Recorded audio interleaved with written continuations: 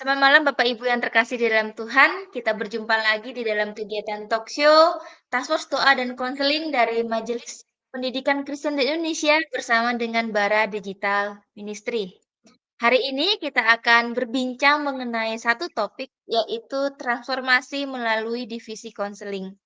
Sebenarnya bagaimana transformasi sekolah Kristen dapat terjadi lewat divisi konseling sehingga dapat mentransformasi sendiri sekolah itu. Telah hadir bersama dengan kita yaitu Ibu Regina Stefani Kam, MA. Beliau adalah seorang konselor dan juga seorang direktur dari Cahaya Bangsa Classical School Community Development Department dan juga fasilitator dari Growing Family International. Mari Bapak Ibu sebelum kita memulai acara talkshow kita mau berdoa. Mari kita berdoa. Bapa kami dalam kerajaan surga, kami bersyukur kepadamu ya Tuhan, hari ini kami boleh bersama-sama dikumpulkan oleh Tuhan, kami boleh kembali dibawa oleh Tuhan belajar untuk melihat bahwa ada satu divisi daripada sekolah Kristen yang menjadi bagian yang dapat juga mentransformasi sekolah itu sendiri ya Tuhan. Tuhan tolong pembicaraan kami hari ini agar apa yang kami perbincangkan itu dapat menjadi sebuah insight bagi sekolah-sekolah Kristen yang sedang bergumul melewati divisi ini, mereka dapat membuat sekolah mereka mengalami transformasi Tuhan. Berkati juga untuk Ibu Stefani ya Tuhan, Ibu Regina Stefani yang akan menyampaikan, yang akan menjadi narasumber di dalam talkshow kami pada hari ini. Terima kasih Tuhan Yesus, kami menyerahkan talkshow kami ke dalam tangan Tuhan. Dalam nama Tuhan Yesus kami berdoa. Amin. Selamat malam Ibu Regina. Selamat malam, Ibu Dian. Iya, terima kasih ya Bu sudah berkenan mau menjadi salah satu narasumber talk show pada hari ini. Bu, hari ini kita kan akan membahas satu topik yang sudah disampaikannya bagaimana sebenarnya transformasi sekolah Kristen itu dapat terjadi lewat divisi konseling yang ada di sekolah itu. Kalau menurut Ibu Regina, sebelum kita lebih lanjut ngomongin divisi konselingnya ini, Bu, sebenarnya konteks sekolah Kristen sendiri, apa yang membedakan konseling di sekolah Kristen dengan layanan konseling di sekolah pada umumnya? Kemudian mungkin ini pertanyaan dari guru-guru konseling Kristen ya, BK Kristen kalau di sekolah umum. Bagaimana mereka bisa mengintegrasikan nilai Kristen itu di dalam layanan konseling mereka? Kalau mereka ada di sekolah umum. Kalau sekolah Kristen kayaknya nggak susah ya Bu ya. Tapi kalau di sekolah umum, nah itu tuh gimana? Bedanya tuh apa Bu? Oke, ya. Mungkin yang membedakan antara konseling di sekolah Kristen dengan juga konseling di sekolah pada umumnya ya.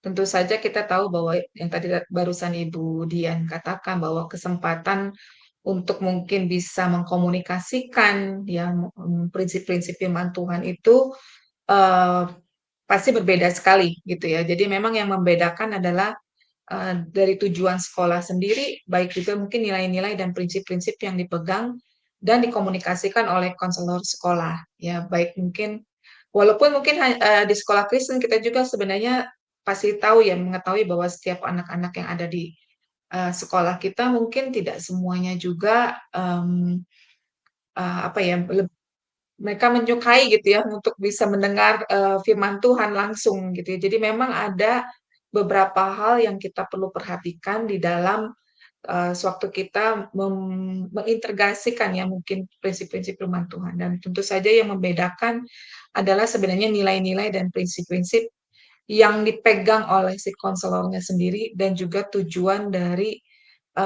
konseling itu sendiri di masing-masing sekolah ya. Jadi mungkin itu yang membedakan terlebih dahulu. Nah, tentu saja mungkin tadi mau langsung ke yang selanjutnya ya Bu Dian ya, mengenai mungkin bagaimana cara mengintegrasikannya ya. Iya, bagaimana cara mengintegrasikan nilai itu kalau dia sudah punya value, tapi mengintegrasikan di dalam layanan konseling, apalagi kalau misal guru BK-nya ini di sekolah yang umum gitu kali ya Bu ya? Ya, oke.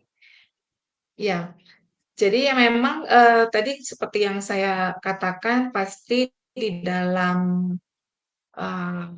sekolah Kristen itu lebih lebih mudah ya, karena secara tujuan di dalam sekolah Kristen kita tahu bahwa tujuannya itu tuh konseling ini tuh bukan hanya kita menyelesaikan masalah yang ada anak-anak, tetapi lebih daripada itu kita memiliki misi untuk kita bisa juga membawa anak-anak ini mengalami perubahan ya, mengalami pemulihan, mengalami juga pendewasaan sesuai dengan bimbingan dari konselor tersebut.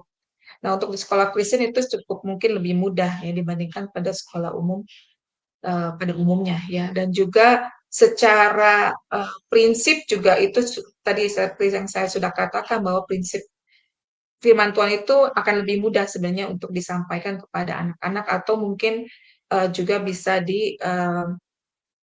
apa ya, diintegrasikan sedikit demi sedikit kepada anak-anak ya.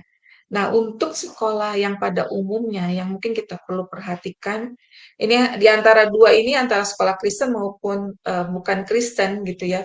Si konselor sendiri ketika kita adalah konselor Kristen yang berada di sekolah Kristen, konselor Kristen yang berada di sekolah pada umumnya, yang kita perlu pastikan adalah bahwa setiap dari konselor kita perlu tahu bahwa kita tuh perlu memiliki prinsip dan dasar-dasar yang mengacu kepada firman Tuhan.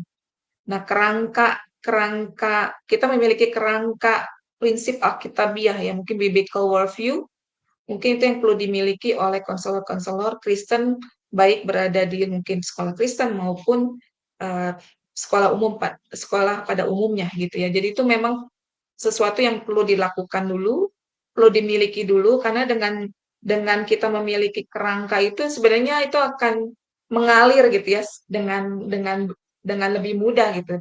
Walaupun kita mungkin tidak eksplisit kita ngomong tentang firman Tuhan, tetapi sewaktu kita mengarahkan caranya kita, fokusnya kita itu membawa anak-anak itu murid-murid itu untuk mereka bisa mengenal dan dibawa kepada prinsip Tuhan. Ya bisa um, sekolah Kristen pun sama ya, jadi mungkin bisa eksplisit, bisa juga implisit karena memang tergantung juga kepada individu yang datang kepada ruang konseling kita. Jadi yang perlu dimiliki, yang membedakan adalah um, lebih ke leluasaannya ya gitu ya, tujuannya yang mungkin kalau di antara sekolah Kristen dan sekolah pada umumnya. Tetapi yang perlu dimiliki adalah memiliki kerangka prinsip Alkitabiah di mana kita bisa mengarahkan anak-anak ke dalam jalannya Tuhan.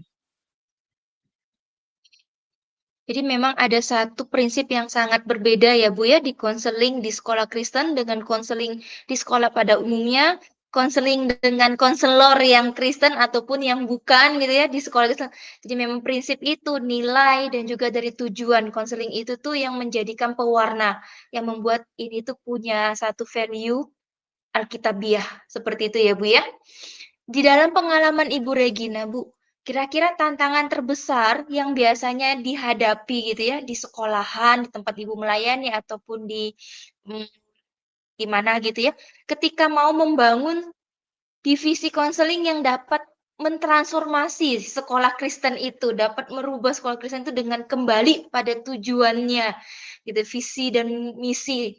Itu apa Bu kira-kira? Dan kalau menghadapi tantangan itu bagaimana cara mengatasinya? Ya, untuk kalau mau mulai ya, pasti kalau kita mau mulai sesuatu yang baru, orang-orang kan pada umumnya ya, reaksi pertamanya adalah mungkin lebih banyak mempertanyakan gitu, ini akan kemana gitu, ini seperti apa gitu. Dan juga yang mungkin tantangan yang paling terbesar waktu kami juga memulainya adalah sebenarnya bagaimana sebenarnya stigma negatif yang melekat pada konseling sendiri. Di mana pada orang-orang, mungkin pada umumnya kita melihat bahwa oh, orang-orang yang ke konseling atau adalah orang-orang yang mungkin sangat bermasalah gitu ya.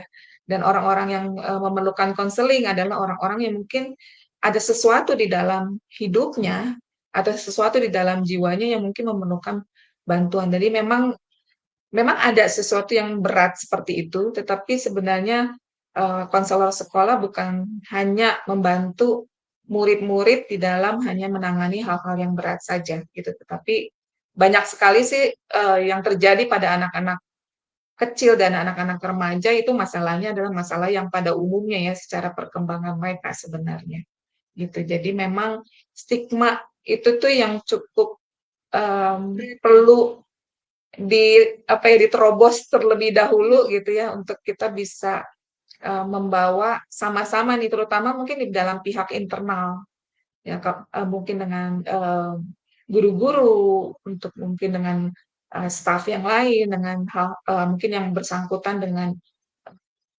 program ini. Mungkin itu hal pertama yang mungkin yang perlu dilakukan terlebih dahulu untuk bisa mungkin bisa diedukasi, bisa disosialisasikan, apakah pentingnya program konselor itu seperti apa, bukan hanya mungkin eh, hal-hal yang berat, hal-hal yang ringan pun seperti mungkin hanya untuk anak-anak mungkin boleh belajar bersosialisasi, itu kan juga salah satu hal yang mungkin konselor sekolah bisa lakukan gitu. Jadi hal itu yang perlu mungkin agak dicangkul gitu ya, dibajak dulu gitu untuk benar-benar secara pola pikir, secara mindset itu yang mungkin memang benar-benar perlu diubahkan gitu. Nah, setelah ke dalam pihak internal, jika memang kita sudah sepakat kita mau memulai hal ini, nah memang itu ada tantangan berikutnya, yaitu bagaimana kita mungkin bisa stigma ini kan juga ada pada orang tua dan juga anak-anak ya, murid-murid itu sendiri, karena orang tua kan yang mengizinkan murid-murid untuk bisa mengakses layanan konseling sekolah dan juga untuk anak-anak sendiri, untuk murid-murid sebenarnya mereka mau apa tidak mau gitu untuk mereka bisa meminta bantuan kepada layanan konseling di sekolah gitu ya. Jadi memang langkah berikutnya ya memang sosialisasi kepada orang tua, sosialisasi dan edukasi mungkin kepada murid-murid. Nah, itu yang memang hal pertama yang perlu kita lakukan terlebih dahulu.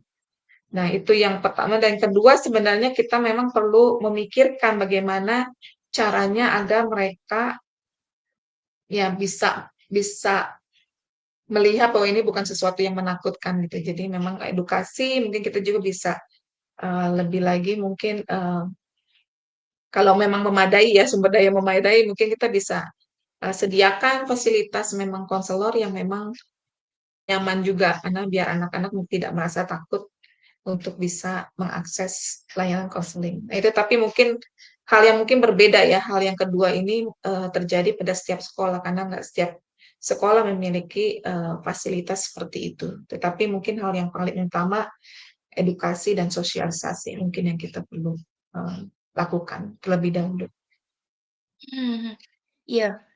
Wah, jawaban Ibu menjawab juga akhirnya pertanyaan bagaimana ini ya, melakukan fondasi kemitraan antara seluruh aspek dari sekolahan ini gitu ya. Jadi melihat bahwa memang tantangan terbesar itu adalah stigma, stigma itu harus diterobos, disosialisasiin, diedukasiin, bukan hanya kepada pihak internal, tapi bahkan juga sampai kepada ini ya, orang tua ya, wali murid itu ya, untuk bisa bekerja sama, bersama-sama, agar terjadi sebuah pelayanan konseling yang memang merubahkan murid-murid ini dan merubahkan juga sekolahan ini. Kalau begitu Bu, apakah memungkinkan sebuah divisi konseling di sekolah Kristen itu dapat menjadi bagian transformasi sekolah Kristen itu sendiri?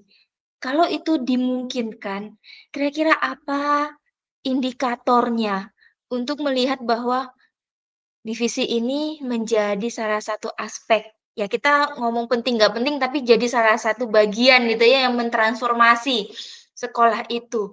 Apa tuh Bu kira-kira? Keberhasilan itu diukur bagaimana dan apa yang dapat dilakukan agar dapat menjadikan divisi ini menjadi bagian yang juga dapat mentransformasi sekolah Kristen di tempat kita melayani? Iya, buahnya mungkin bisa jangka pendek dan juga jangka panjang ya. Sebenarnya kalau jangka panjang kan kita tahu bahwa ada perubahan di dalam perilaku anak, dalam sorry, dalam tingkat juga masalah yang terjadi di kelas juga semakin menurun gitu ya. Dan juga mungkin jangka panjang itu bisa juga memang atmosfer sekolah yang tadinya mungkin anaknya kurang bersemangat menjadi bersemangat gitu tuh. Itu tuh hal-hal yang mungkin secara jangka panjang menjadi satu komunitas yang berubah gitu tuh. Tetapi ada juga sebenarnya keberhasilan yang kita bisa lihat di dalam jangka pendek gitu ya. Paling sederhana adalah yang bisa diukur keberhasilan adalah banyaknya murid-murid yang ingin meminta bantuan kepada divisi konseling atau layanan konseling yang ada di sekolah. Nah, itu paling sederhana di mana kita tahu, oh ini kita sudah cukup berhasil untuk kita bisa tadi yang mensosialisasikan, mengedukasi bahwa ini itu konseling ini diadakan di sekolah atau diciptakan di sekolah ini untuk benar-benar membantu murid-murid, membantu orang tua, membantu guru-guru, dan juga membantu kepala sekolah. Nah, di mana ada kerjasama yang mungkin saling komunikasi satu dengan yang lain gitu untuk bisa ada murid yang bisa datang dan meminta bantuan, ada orang tua juga yang datang meminta mungkin nasihat, konsultasi mengenai sesuatu, atau juga guru juga bisa merujuk misalnya ada murid-murid yang bermasalah, itu sesuatu ukuran yang mungkin bisa dikatakan bahwa itu udah cukup berhasil ya, berhasil di dalam, maksudnya berhasil bahwa itu ada mindset yang berubah gitu, ada pola pikir yang berubah.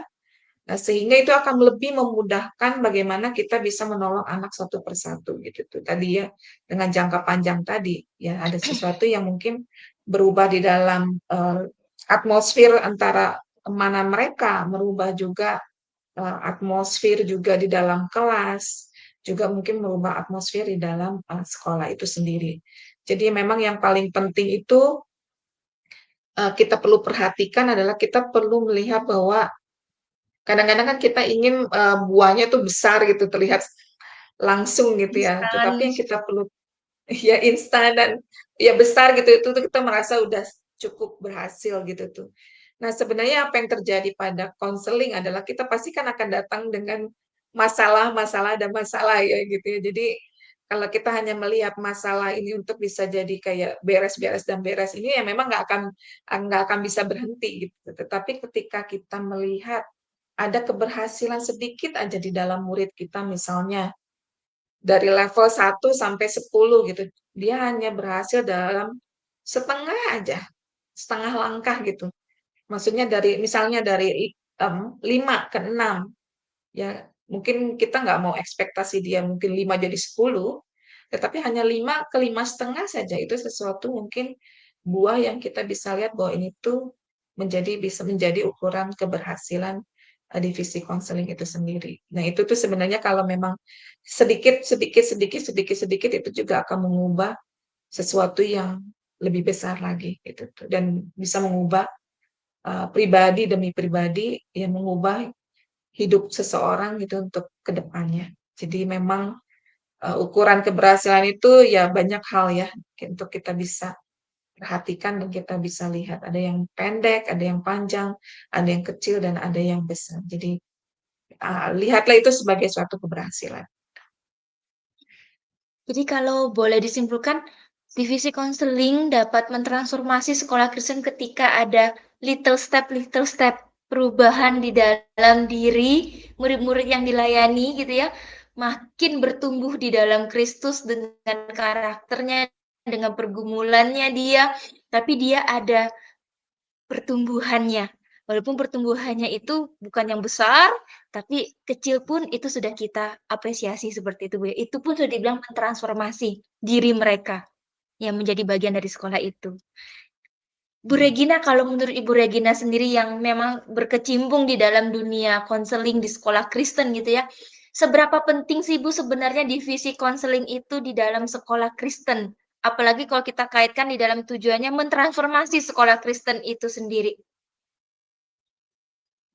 Iya, kalau dilihat pentingnya sangat penting ya, terutama untuk saat-saat ini kita tahu mungkin murid-murid kita itu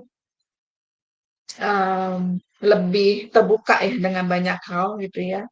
Dan juga mungkin ada beberapa hal yang kita ketahui, mungkin banyak hal yang juga menjadi hambatan mereka untuk mereka bisa mencari bantuan yang lain. Yang mereka lakukan adalah mereka mencari bantuan kepada apa yang ada dipegang dengan mereka gitu ya, misalnya sosial media dengan teknologi. Nah, itu mereka akan kecenderungan untuk mencari solusi dari sana dan itu cukup berbahaya gitu tuh. Jadi memang divisi konseling sendiri sangat penting karena kita bisa bekerja sama dengan guru-guru ya untuk kita bisa juga bukan hanya di dalam tadi ya mungkin hanya kayak seperti pemadam kebakaran saja gitu. Bukan hanya mungkin menyelesaikan masalah saja, tetapi divisi konseling ini tuh bisa juga seharusnya bisa mungkin bagian dari kurikulum atau mungkin bagian dari um, program yang ada di sekolah di mana tujuannya kita bukan hanya menyelesaikan masalah saja, tetapi juga kita perlu memperhatikan porsi yang paling besar itu kepada program pencegahan, gitu ya. Jadi perlu ada orang-orang yang mungkin mengerti mungkin di dalam hal uh, misalnya uh, keterampilan di dalam bagaimana mengajarkan keterampilan bersosialisasi gitu ya, atau mungkin keterampilan di dalam um, mengelola dirinya gitu tuh. Nah, sekolah perlu perlu divisi ini karena sekolah bisa mengajarkan ini untuk bisa mendukung sebenarnya keberhasilan murid-murid yang ada di sekolah tersebut. Jadi memang kalau ditanya ya penting ya, penting penting sekali apalagi mungkin zaman sekarang gitu ya. Jadi banyak hal mungkin masalah juga yang terjadi. Nah, ini kita bisa membantu lebih banyak anak-anak lebih lagi gitu tuh. Jadi um, pentingnya adalah bukan hanya memecahkan masalah, pentingnya juga kita perlu bisa membantu di dalam program. Ya, pentingnya juga kita bisa juga menjadi um, apa ya tujuan kali ya tujuan murid-murid untuk bisa mencari bantuan yang lebih benar dibandingkan mereka mencari sendiri gitu ya. Kadang-kadang sekarang memang anak-anak itu mendiagnosa dirinya sendiri gitu dengan mungkin mereka meng-Google atau mungkin mencari sesuatu di yang kita tahu mungkin ada banyak hal ya ada ChatGPT ada dan yang lain-lain gitu dan itu uh, sungguh berbahaya gitu kalau memang tidak ada orang lain yang bisa mempengaruhi mereka untuk memelihatkan kepada mereka mana yang benar atau dan mana yang tidak benar dan yang kesempatan juga untuk kita bisa ngobrol dengan hati ke hati kepada anak gitu Hmm. ya terutama sewaktu kita mau ingin mengubahkan untuk mereka punya diubahkan di dalam Tuhan untuk mereka bisa dipulihkan di dalam Tuhan ini tuh suatu kesempatan yang baik yang mungkin mereka takut gitu ya kalau misalnya harus perlu cerita dengan gurunya ya bukan berarti guru sesuatu yang menakutkan gitu kadang-kadang kan ada referensi tersendiri gitu bagi murid-murid untuk mereka bisa mengungkapkan hidupnya kepada uh, orang lain gitu ya jadi menurut saya ya pentingnya adalah seperti itu. Sebegitu pentingnya ya divisi konseling di dalam sekolah Kristen untuk bisa mentransformasi murid dan mentransformasi sekolahan itu sendiri ya Bu ya. Di sekolah yang memberikan dampak bagi murid-murid yang dididik oleh mereka. Wah, terima kasih Ibu Regina. Kalau boleh nih Bu Regina sebagai kesimpulan gitu ya, sebagai closing statement. Apakah ada satu 2 hal gitu, langkah praktis konkret yang memang dapat langsung dilakukan oleh sekolah-sekolah Kristen gitu ya. Sekolah Kristen ini berarti mencangkup tadi ya internalnya, bahkan sampai ke orang tuanya, untuk dapat memulai transformasi di sekolah mereka masing-masing lewat divisi konseling ini. Mungkin dengan segala keterbatasan, entah itu sumber dayanya atau mungkin sedang merencanakan gitu ya, semoga dengan melihat tayangan ini ada sebuah kegerakan sekolah-sekolah mulai membangun divisi konselingnya. Kira-kira ada nggak Bu kesimpulan atau dari Ibu satu 2 nasehat yang dapat dilakukan untuk dapat apa, untuk dapat memulai transformasi sekolah mereka lewat divisi konseling ini? Ya mungkin ada salah satu mungkin cara praktis mungkin atau mungkin tindakan yang bisa dilakukan adalah kita perlu melihat dulu gitu kebutuhan dari sekolah kita masing-masing ya. Memang kalau kita lihat, kita bisa evaluasi dan kita bisa analisa. Apakah waktu kita mau memulai divisi ini, apakah memang ada kebutuhan tersebut yang cukup bisa membantu.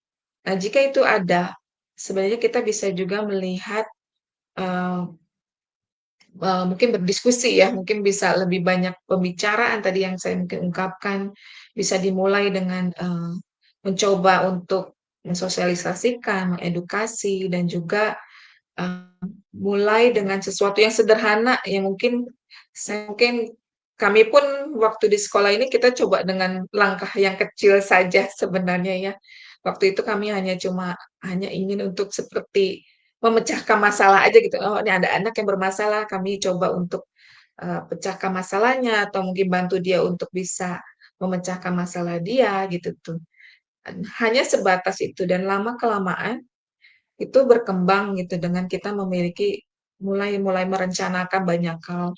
Ya, jadi sesuatu yang mungkin tadinya juga terbatas secara personil, kita mulai mungkin merekrut beberapa orang atau mungkin kalau Bapak Ibu cukup kesulitan sebenarnya bisa kerjasama juga dengan sekolah lain, juga mungkin bisa bekerja sama dengan pemerintah setempat misalnya, atau mungkin ada guru-guru tertentu yang mungkin Bapak Ibu cuma punya satu konselor gitu ya. Memang mungkin saat ini fungsinya ya udah jadi kayak seperti pemadam kebakaran aja gitu, tapi untuk edukasinya tidak bisa. Nah, ini bisa juga mungkin bisa menggandeng yang lain, mungkin bisa ada guru-guru lain yang mungkin cukup baik gitu di dalam mungkin hal-hal tertentu seperti edukasi kepada murid-muridnya ini bisa juga dirangkul atau mungkin juga bisa bekerja sama dengan sekolah-sekolah lain di mana mungkin bisa saling memberikan ya edukasi ya satu dengan yang lain.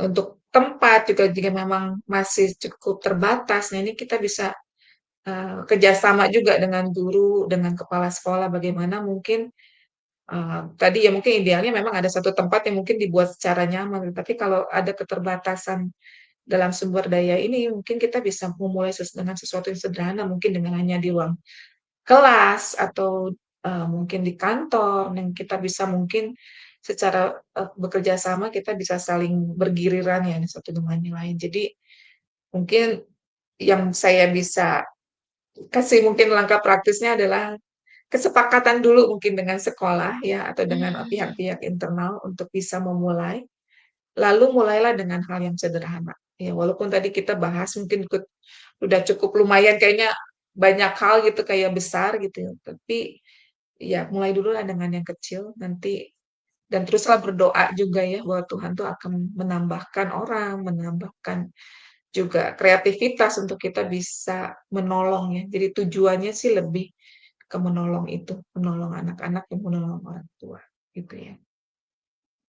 Terima berarti kasih kalau Bu saya Dia. boleh rangkum gitu ya, Bu, ya, berarti memang transformasi sekolah lalu divisi konseling itu memang dimulai dari hal yang kecil, bersinergi dengan nggak bisa sendirian tapi bersinergi dengan seluruh gitu ya, seluruh yang terlibat di dalam sekolahan itu dan bersama-sama mengerjakan apa yang menjadi tujuan dan kebutuhan sekolah itu.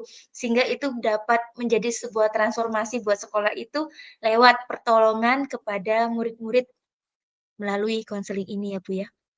Wah, terima Ya, kasih ya Ibu Regina buat talk show kita, buat apa, kita berbincang-bincang pada hari ini dan ini membukakan wawasan kita juga insight dari hal yang kecil sampai hal yang sangat tadi advance sudah ada gitu kan ya, walaupun yang belum. Thank you thank you sekali Ibu Regina untuk waktu dan juga untuk insight, untuk hal yang kita perbincangkan selama 2 sesi ya Bu ya, dari 2 minggu lalu, terus minggu ini lagi tentang divisi konseling dalam sekolah Kristen. Untuk menutup kegiatan ini, apakah boleh Ibu Regina berdoa buat kita semua, berdoa juga untuk sekolah-sekolah Kristen agar boleh mengalami transformasi lewat divisi konseling mereka. ya, mari kita berdoa. Tuhan, kami mengucap syukur, kami punya Allah yang luar biasa, Tuhan, yang Engkau sendiri adalah eh, konselor kami, Tuhan.